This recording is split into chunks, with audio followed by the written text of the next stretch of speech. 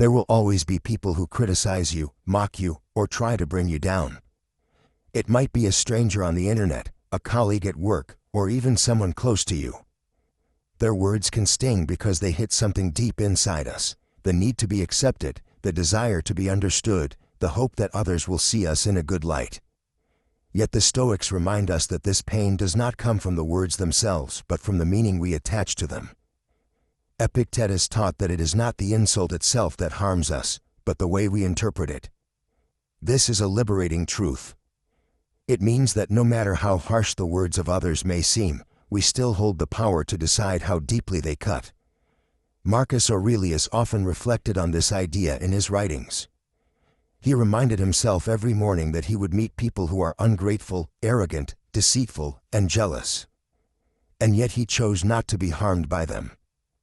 He understood that their behavior came from their own struggles and ignorance, not from anything that truly defined him. Imagine starting your day with this mindset. You know people will judge, but you also know their judgment has no real power unless you let it take hold of your heart. Why do we let criticism affect us so much?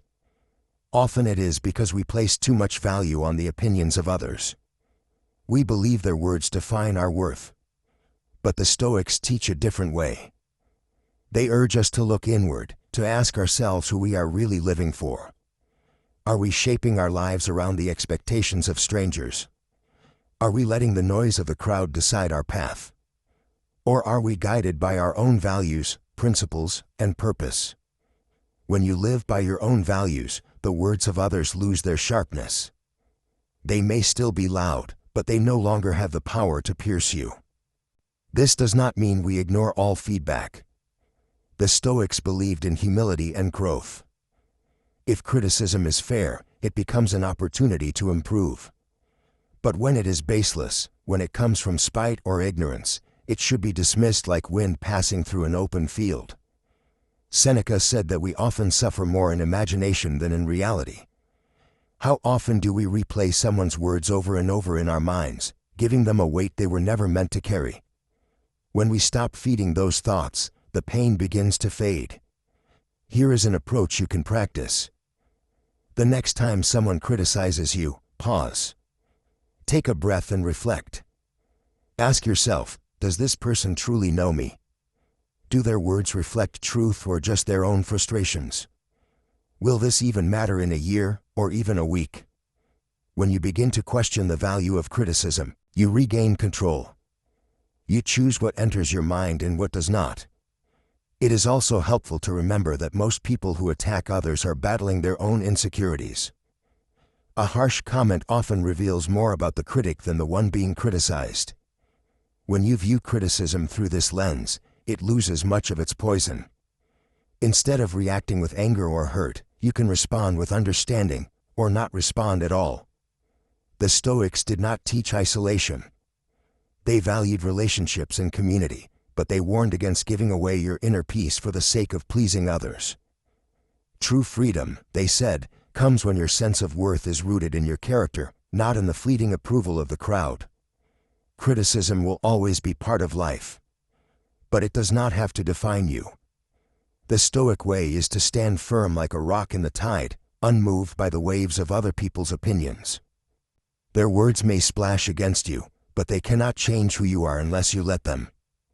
One of the most empowering lessons from the Stoics is the ability to transform criticism into fuel for growth. They believed that everything in life, even pain and insult, could be turned into an opportunity to practice virtue.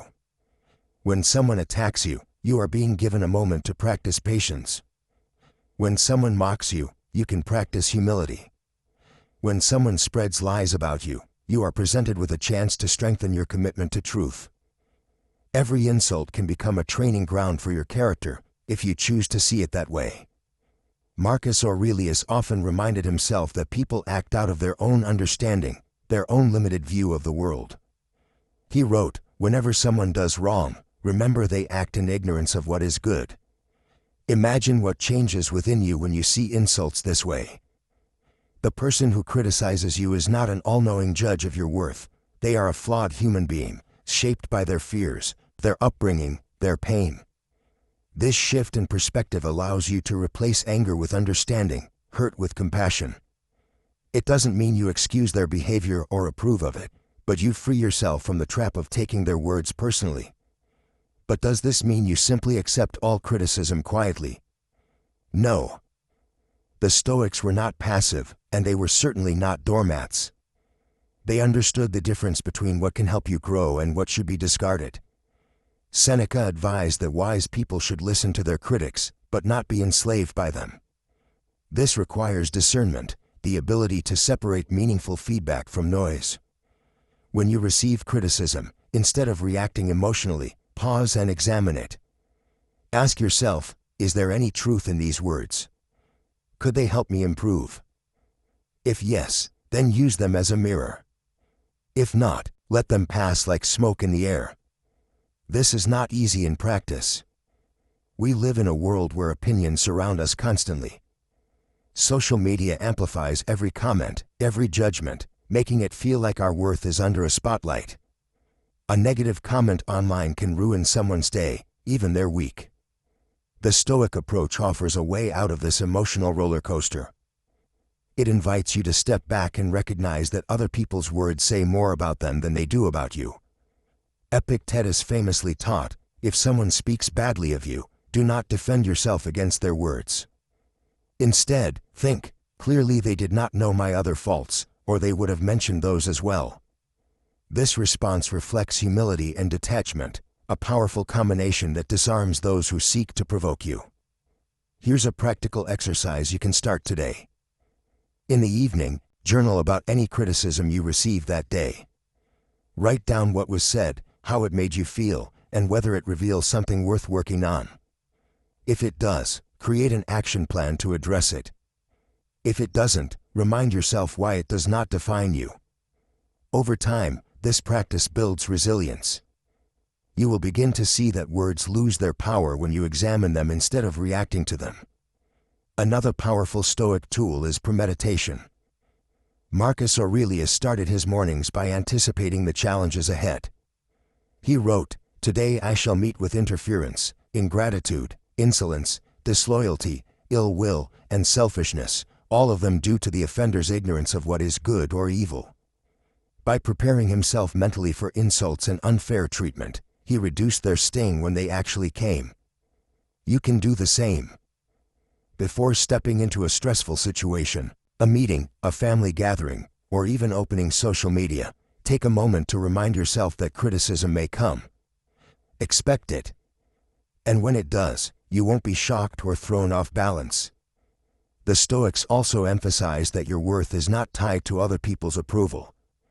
Epictetus said, "If you wish to improve, be content to be thought foolish and stupid." This is a radical statement. It means that your growth matters more than your reputation. It means being willing to look bad in the eyes of those who do not understand your path. Think about how freeing that is. You no longer live as a prisoner of other people's opinions. You live for your principles, your values, and your inner peace. Criticism, then, is no longer something to fear. It becomes a tool. It becomes a mirror showing you where you can grow, or a test of your ability to stay grounded when the world tries to pull you off center. Every harsh comment, every insult, is an invitation to strengthen your character. Consider what would change in your life if you approached every insult this way. Instead of reacting with anger, you pause. Instead of letting it ruin your day, you ask, what can I learn here? What virtue can I practice now? This shift in perspective doesn't just protect your peace. It makes you unstoppable. Ultimately, the Stoics teach that you cannot control what others say about you. But you can control how you respond. And that choice, that power to choose your response, is what separates the fragile from the unbreakable. If there's one thing that can shake even the strongest among us, it's the sting of criticism and the hostility of others. From a careless remark by a stranger to the deliberate words of someone close to us, these moments cut deep because they touch something primal, our longing to be seen, understood, and accepted. The Stoics knew this weakness well. They understood that the human heart is naturally drawn toward praise and recoils from blame. Yet, They also knew that living a good life meant freeing ourselves from this endless tug-of-war between approval and rejection. Epictetus put it plainly, if someone succeeds in provoking you, realize that your mind is complicit in the provocation. In other words, the insult isn't what truly harms us, it's our agreement with it, our inner permission for those words to take root. Think about it. When someone calls you something false, it only wounds you if you let it stick. Without your consent, their words are nothing more than noise in the wind. But if there's even a trace of truth in their criticism, then it becomes a mirror, a chance to see yourself more clearly and grow. Let's take this to a real-world setting. Imagine you share an idea at work and someone immediately mocks it in front of others. Your instinct might be to fire back, to defend yourself, or to shrink in embarrassment. The Stoic path offers a different response. Pause. Breathe. Ask yourself 2 questions. First, is there truth in what they said? If yes, then you have been given a gift, the opportunity to refine your idea or yourself. Second, if it isn't true, why let it disturb your peace? This 2-step process transforms criticism into either a lesson or nothing at all. Seneca, who endured countless insults during his time in politics, understood this well. He wrote, "What difference does it make how much is spoken in praise or blame, if you have your own approval?" Imagine the freedom of living this way, where your self-worth isn't at the mercy of public opinion. Your conscience becomes your anchor, and the storms of praise or criticism pass harmlessly around you. This isn't about becoming now more indifferent. It's about reclaiming control over your emotional responses. The Stoics didn't advocate for emotional suppression but for emotional mastery. They believed that while you can't stop people from speaking or judging, you can absolutely control how much power their words have over you. To make this practical, try what I call the inner judge. At the end of each day, sit quietly with yourself and review your actions. Did you live according to your values? Were your choices guided by reason, kindness, and integrity? If yes, then no insult or criticism can take that away from you. If not, then your task isn't to seek the world's approval but to correct yourself. This simple nightly exercise, drawn from Stoic practices, shifts your focus from the crowd's judgment to your own moral compass. Marcus Aurelius, in his private reflections, constantly reminded himself not to become a prisoner of other people's opinions. He wrote, "Do not waste the remainder of your life wondering what others think of you. It is time enough to realize that you have only one life to live, your own." These words are a lifeline in a world that often shouts at us from every direction, telling us who to be, what to do, and how to think. Now, what about the truly toxic interactions? The haters, the relentless critics, those who seem to take pleasure in tearing others down. Marcus had a powerful exercise for this too. Each morning, he would prepare himself. Today I will meet people who are meddling, ungrateful, arrogant, dishonest, jealous, and surly. They are like this because they do not know good from evil. This isn't pessimism. It's preparation. By expecting people to act according to their flaws, you won't be blindsided or take their behavior personally. But there's an important balance here. The Stoics were not doormats. They believed in setting boundaries.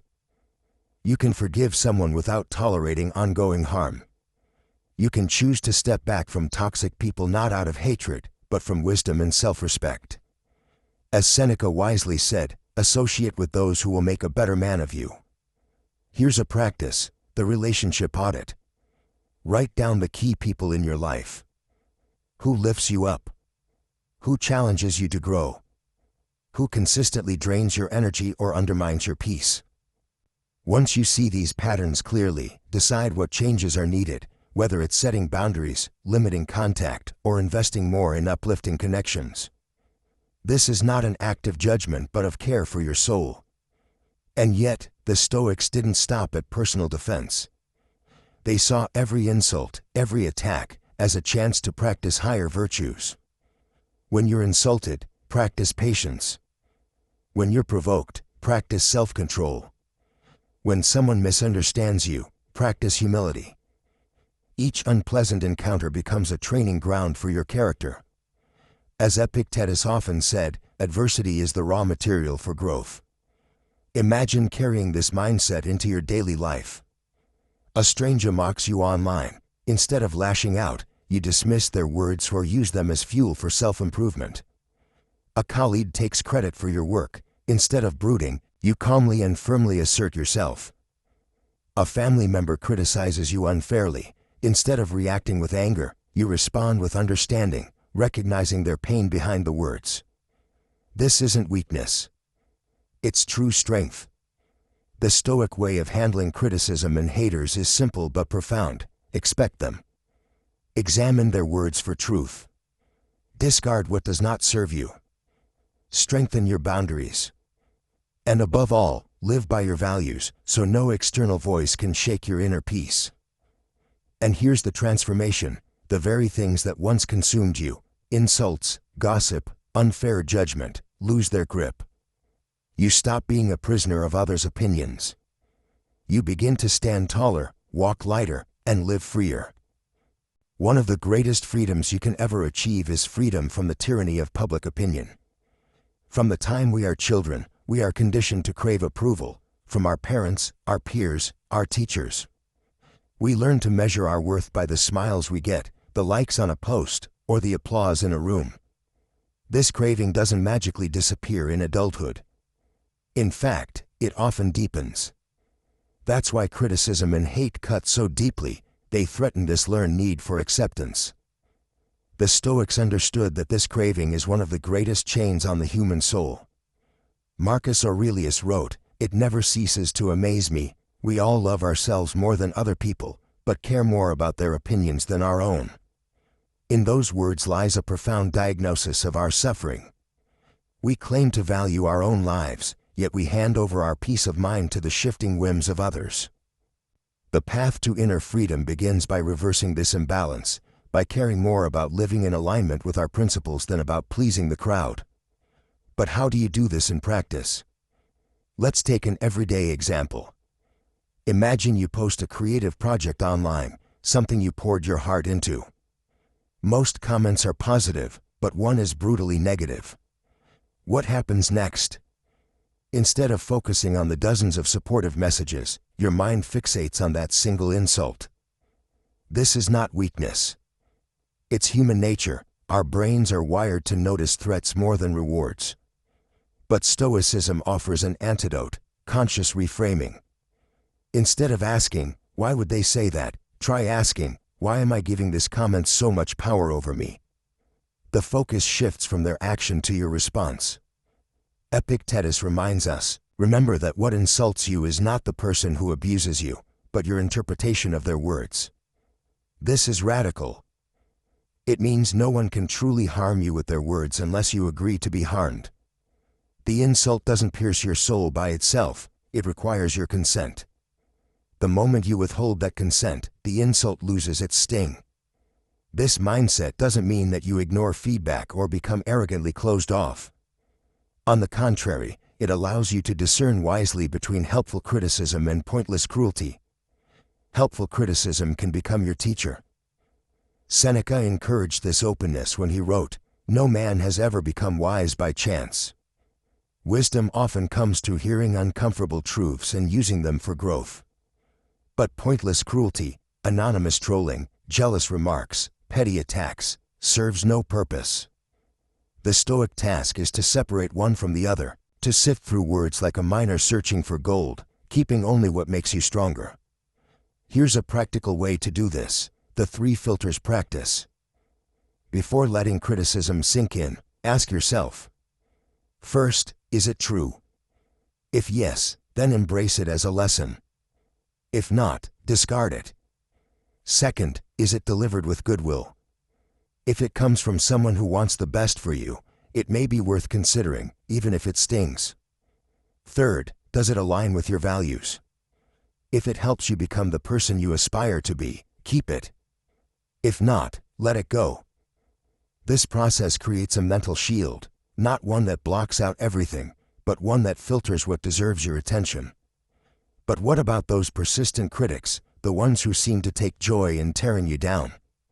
Here, Marcus Aurelius offers an even deeper practice. He advised preparing your mind each morning. When you wake up, tell yourself, "Today I will meet people who are interfering, ungrateful, arrogant, dishonest, jealous, and surly. They are like this because they cannot tell good from evil." Notice how this changes everything. Instead of being shocked by negativity, you expect it. You accept that human nature includes ignorance, pain, and fear, and that some people will express these through cruelty. With this mindset, you stop taking their actions personally. Their behavior reflects their inner battles, not your worth.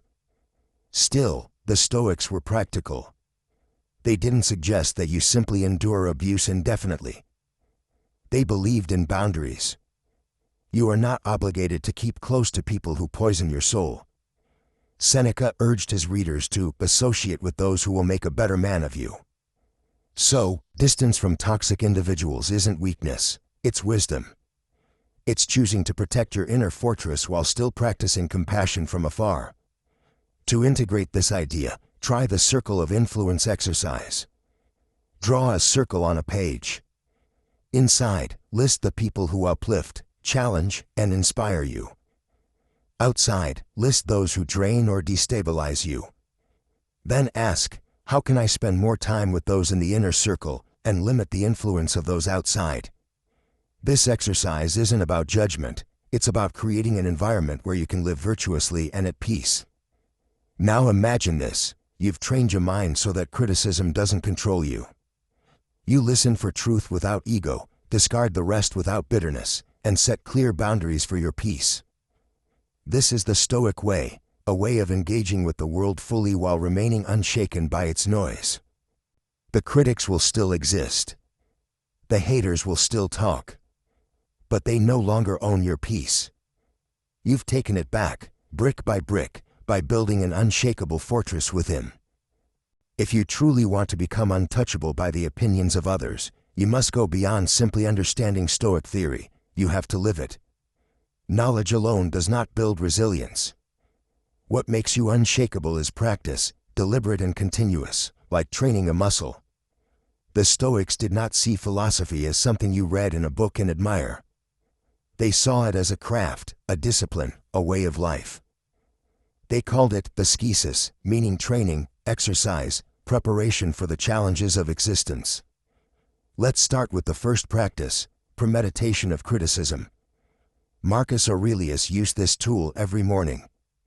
He would wake up and remind himself that during the day he would encounter ungrateful, arrogant, selfish people. This wasn't pessimism. It was mental armor. When the inevitable came, it didn't take him by surprise. You can do this too. Before you enter a difficult meeting, post something online, or step into a social setting, take a moment to visualize, I will likely hear words that sting, or feel the weight of someone's judgment. But I cannot be truly harmed unless I allow it. By expecting negativity, you blunt its impact. You turn the unexpected insult into the anticipated, and therefore powerless, noise. The second practice, the pause. Epictetus taught that we are disturbed not by events themselves, but by our judgments about them. But judgments happen in an instant. So how do you gain control? You create space between the insult and your reaction. The next time someone criticizes you harshly, don't rush to defend yourself or lash out. Pause. Count to 5. Breathe deeply. Ask yourself, is this worth my peace? Does this align with my values? Will this matter in a week, a month, a year? This moment of reflection transforms the insult from an emotional dagger into a philosophical question. Third, reframing the attacker. It's easy to label critics as enemies, but Marcus Aurelius invites us to see them differently. He wrote, "When someone does wrong, it is because they are mistaken about what is good." What if you viewed critics not as villains, but as flawed humans acting from ignorance or pain? This reframing removes the poison from their words. Instead of feeding anger, you practice empathy. This doesn't excuse their behavior, but it allows you to stay calm, even compassionate, while holding your boundaries. Now let's move to something powerful: voluntary discomfort. Why does criticism hurt? Because we are attached to comfort, to being liked, approved of, praised. The Stoics trained themselves to endure discomfort intentionally. They would fast, sleep on the floor, walk barefoot, or wear simple clothing. Why? To remind themselves that comfort is not essential. In the same way, you can deliberately expose yourself to controlled criticism. Share your ideas with people you trust and invite honest feedback. Post your work publicly knowing not everyone will like it. Practice standing firm in who you are, even when others disapprove.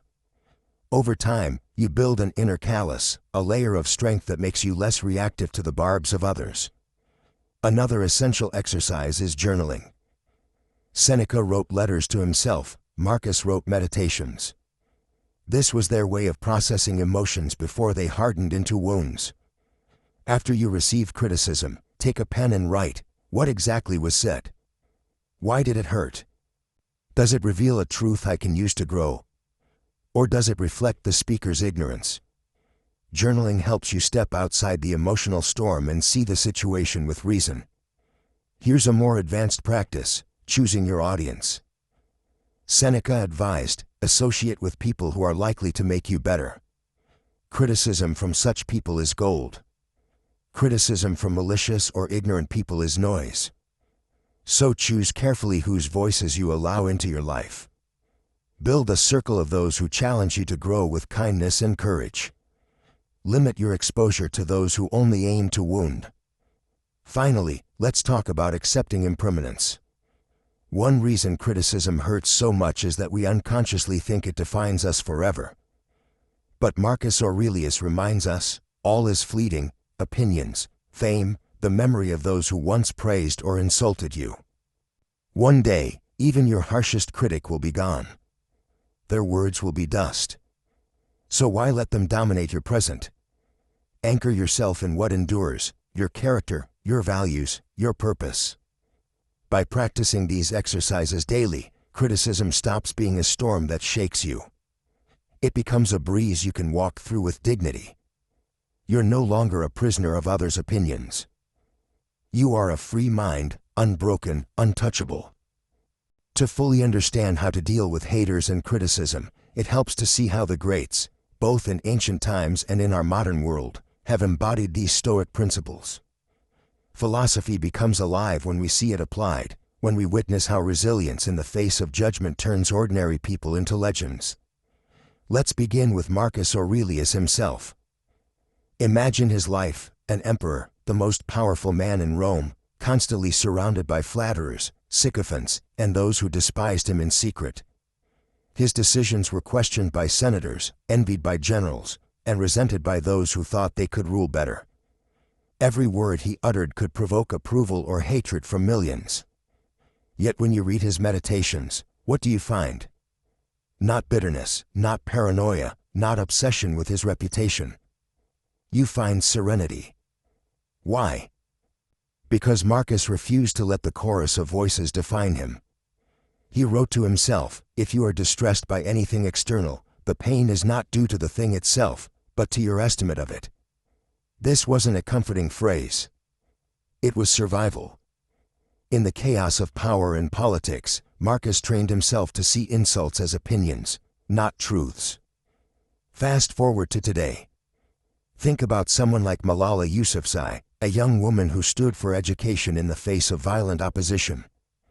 She was criticized, attacked, and even shot for daring to speak her truth.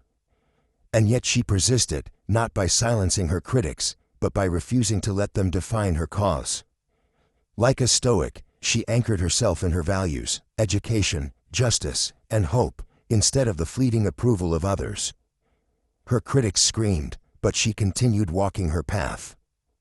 Or consider artists and thinkers like Socrates, who was condemned for corrupting the youth, or modern creators who endure online harassment for expressing unpopular views. They teach us that criticism is the price of authenticity.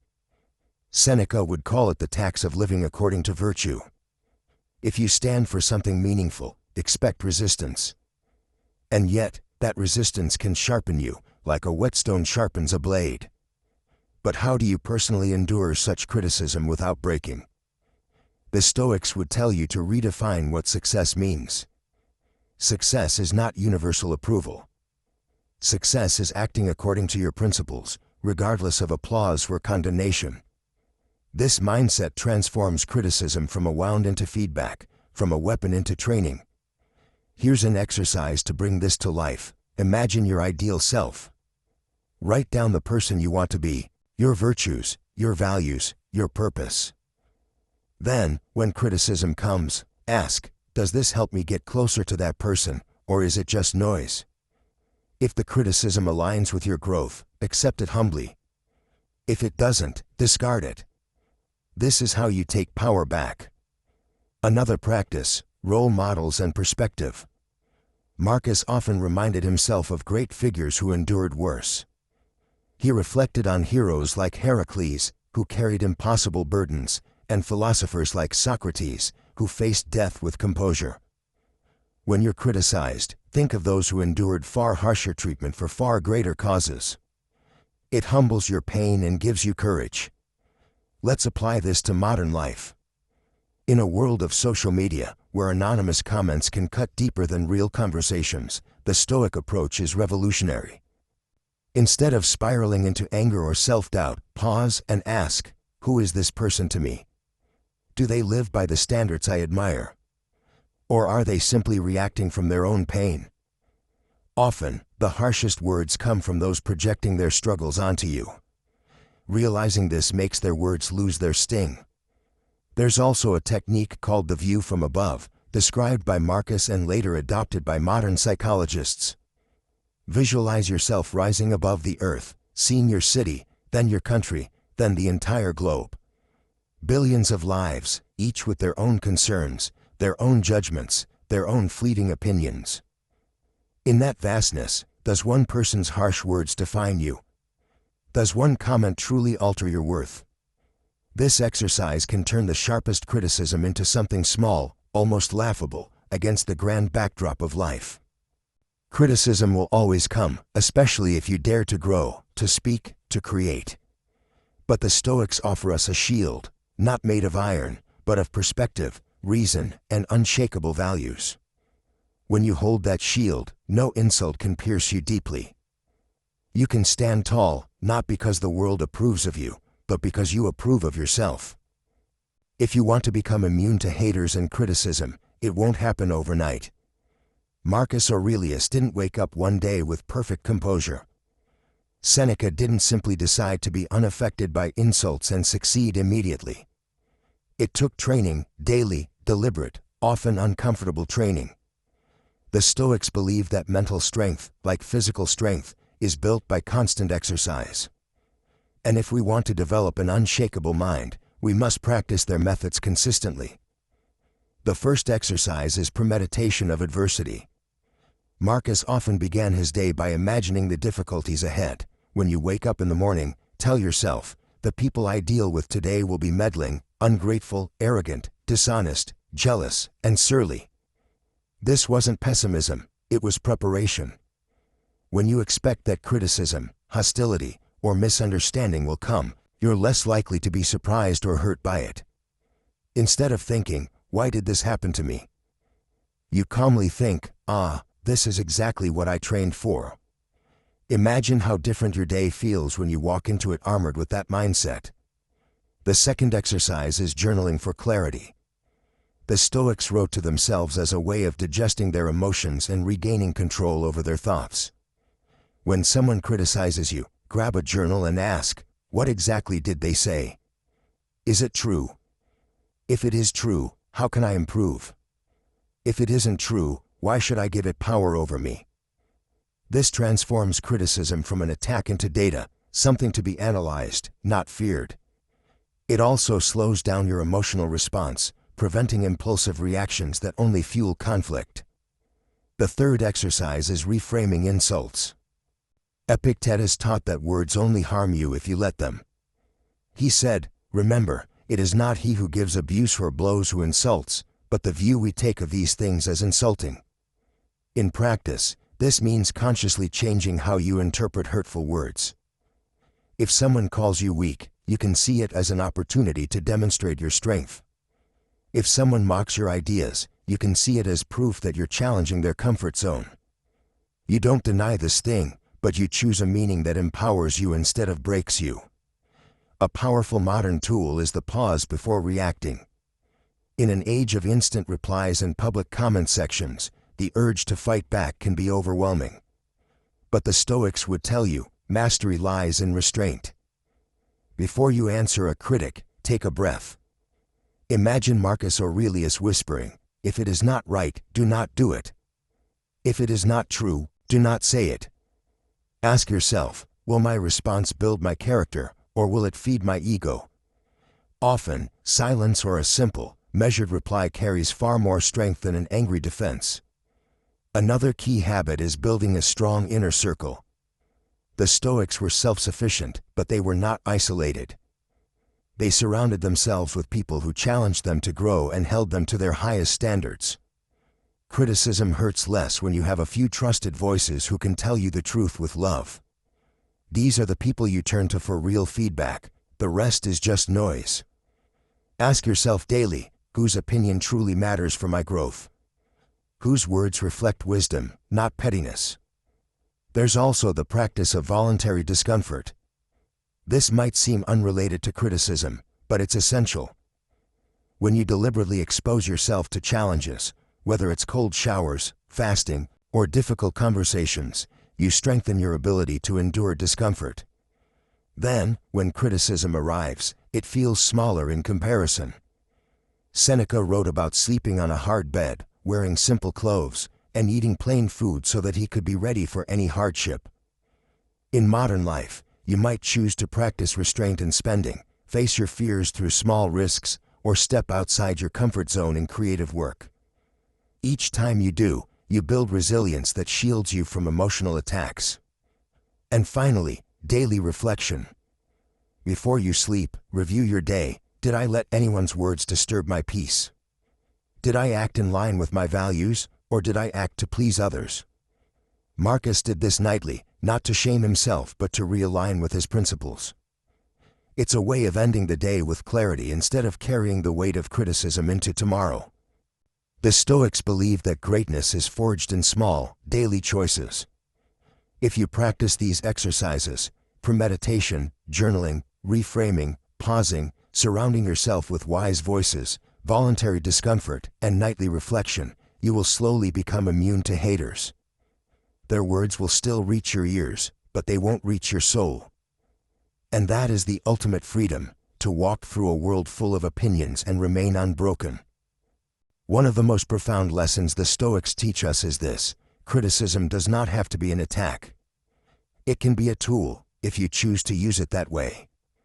Marcus Aurelius, despite being the most powerful man of his time, wrote extensively about his own flaws and the need to grow from feedback, even when it came from those who wished him harm. He saw every challenge, even insults, as opportunities for self-improvement. "If anyone can refute me," he wrote, "show me I am making a mistake or looking at things from the wrong perspective, I will gladly change. For I seek the truth, by which no one was ever truly harmed." That mindset transforms criticism from something to fear into something to welcome. But how do we actually do this in our lives? It starts with changing the lens through which we see feedback. When someone criticizes you, your first reaction might be anger or shame. That's natural. But pause for a moment and ask, is there any truth here? Is there even one small piece I can learn from? The Stoics believe that separating the useful from the useless in criticism is a sign of wisdom. Not all feedback will be valid, but even from a hostile comment, you can extract insight. For example, if someone calls you lazy in a harsh tone, instead of focusing on their disrespect, ask, am I really putting in my full effort? Even one uncomfortable truth hidden in an insult can be a powerful tool for growth. Seneca took this even further. He advised deliberately seeking out criticism from those who would tell him the truth. "The man who has the power to tell you the truth is your greatest ally," he said. In our modern lives, that means finding mentors, friends, or colleagues who are willing to give you honest, unpolished feedback. It might sting at first, but it builds your character. Imagine the difference between letting online trolls define your self-worth versus taking input from someone who genuinely wants to see you improve. One tears you down, the other sharpens you like a blade. Let's also remember that not all criticism is useful, and that's where the Stoic practice of indifference to the opinions of the ignorant comes in. Epictetus taught, if someone tells you you are uneducated, do not be upset. Instead, ask yourself, have I learned what I needed to learn? If yes, then the insult means nothing. If no, then they have done me a favor by pointing it out. This radical reframe turns insults into questions. Am I living up to my own standards? If yes, I remain unmoved. If no, I take action. Either way, the critic loses their power over me. This principle is essential in our social media-driven age, where criticism is constant and often anonymous. The internet gives everyone a platform to speak, but the Stoics remind us, not every voice deserves our emotional energy. Instead of reacting to every comment, ask yourself, does this person share my values? Are they speaking from wisdom or from pain? Often, the harshest critics are projecting their own struggles. When you view their words through that lens, you can replace anger with compassion. But the Stoics didn't stop at reframing criticism. They turned it into fuel for virtue. Marcus Aurelius often wrote about the people who challenged him, arrogant senators, ungrateful citizens, even his political enemies, and instead of despising them, he saw them as opportunities to practice patience, forgiveness, and humility. This is an incredibly powerful idea. The very people who hurt you can become your training ground for greatness. If someone insults you, you get to practice restraint. If someone lies about you, you get to practice integrity. Every attack becomes a test of character. Here's a practical way to apply this. The next time someone criticizes you, instead of asking, why are they doing this to me? Ask, which virtue can I practice in response? Is it patience? Is it courage? Is it the humility to admit I was wrong? This transforms the interaction from a painful experience into a meaningful one. You take control of the situation, because now you're no longer reacting, you're training. And training is the heart of Stoic practice. The Stoics believed that philosophy wasn't about words, but about action. They prepared for moments of insult and hostility through mental rehearsal. They imagined difficult scenarios in advance so that when they happened, they were ready. You can do the same. Before entering a challenging meeting, a family gathering, or opening your social media, take a minute to prepare. I may be criticized today. I may be misunderstood. But I am grounded in my values, and no words can harm me. This simple habit creates a shield for your mind. Finally, let's reflect on why this matters. Why go through all this effort? Because when you stop letting criticism define you, you reclaim your freedom. Your happiness no longer depends on the shifting opinions of others. You become steady, like a mountain against the wind. And when you reach that state, even the harshest words lose their sting. Criticism, then, is no longer your enemy. It is your teacher.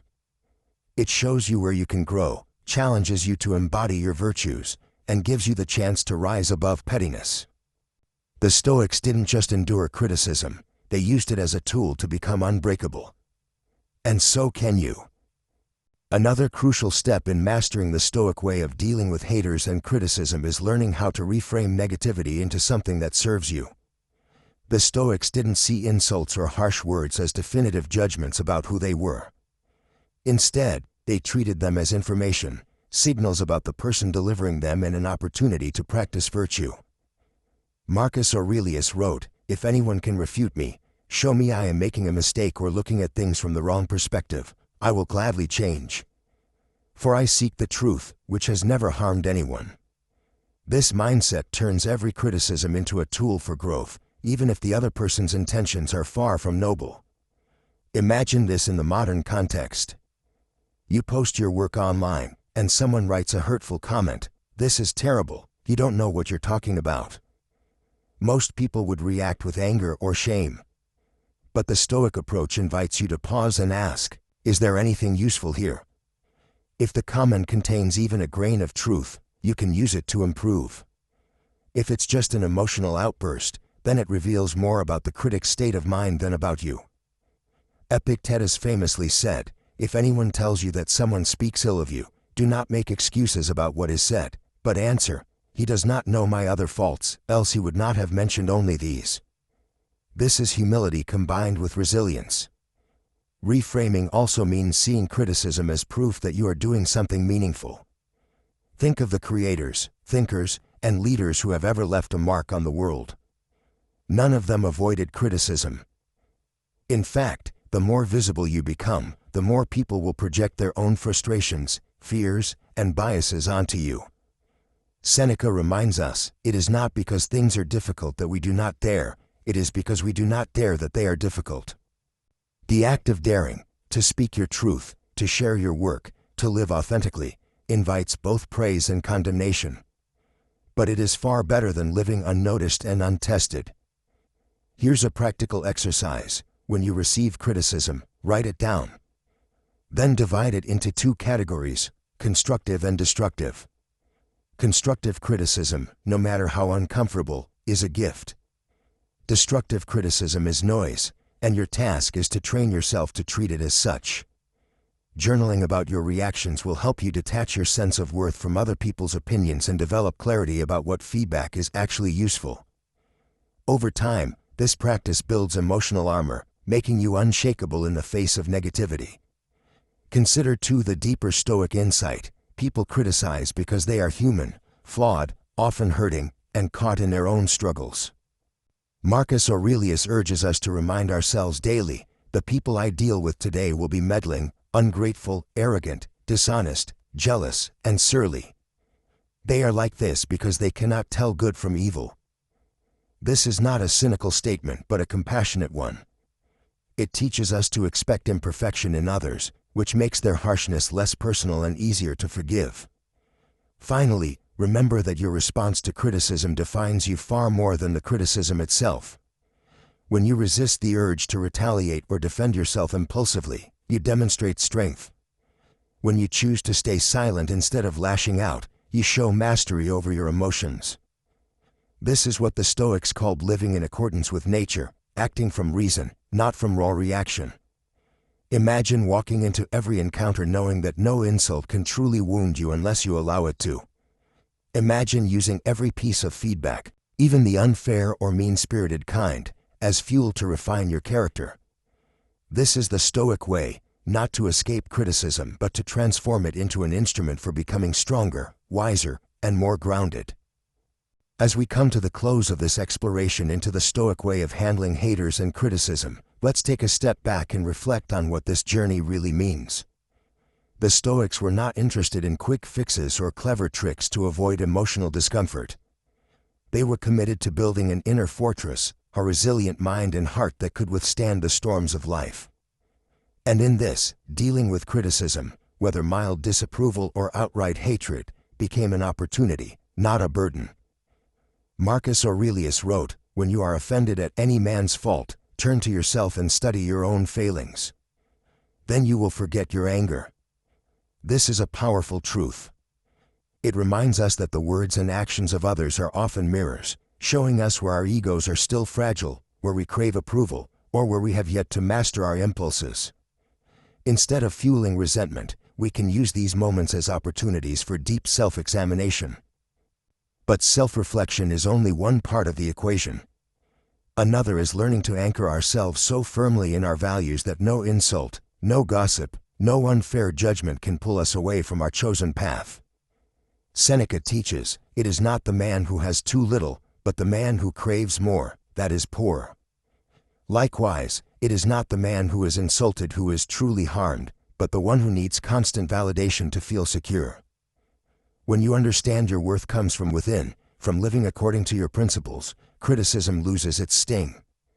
Now imagine applying this in your own life.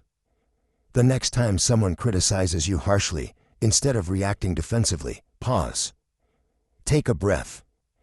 Ask yourself, Is there truth here I can use to grow? If yes, take it as a gift. If not, discard it like smoke dissipating in the air. This practice is liberating because it puts you back in control, not of what others say, but of how you choose to interpret and respond. Here's another exercise the Stoics would encourage. Each morning, prepare yourself for criticism. Before stepping out into the world, say to yourself, "Today I will encounter arrogance, ignorance, envy, and rudeness. But these things cannot harm me, because I will respond with understanding and composure." This mental rehearsal builds resilience. It shifts you from being a victim of negativity to being an active, conscious participant in how you experience the world.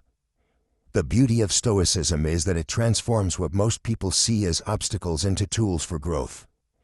The hater who mocks you, he becomes your sparring partner in patience. The critic who challenges your work, they become your teacher in humility and improvement. Every unpleasant encounter becomes a training ground for virtue. And perhaps the most liberating realization of all, you do not have to carry the burden of changing what people think of you. Epictetus reminds us, if you want to improve, be content to be thought foolish and stupid. The world will always have opinions, but they are not chains unless you make them so. When you detach your self-worth from public approval, you become untouchable in the most profound sense. So where does this leave us? It leaves us with a choice. We can either continue living at the mercy of other people's words, or we can embrace the Stoic path, cultivating calm, practicing compassion, and finding strength in our own reasoned choices. If you've made it this far, take a moment to reflect. Whose opinion has been weighing you down? What would your life look like if their words no longer controlled you? If this message resonated with you, I invite you to share your thoughts in the comments. Your reflections may inspire someone else on this journey. And if you found value here, consider subscribing. Together we can explore more of this timeless wisdom and learn to live with resilience, purpose, and unshakable peace.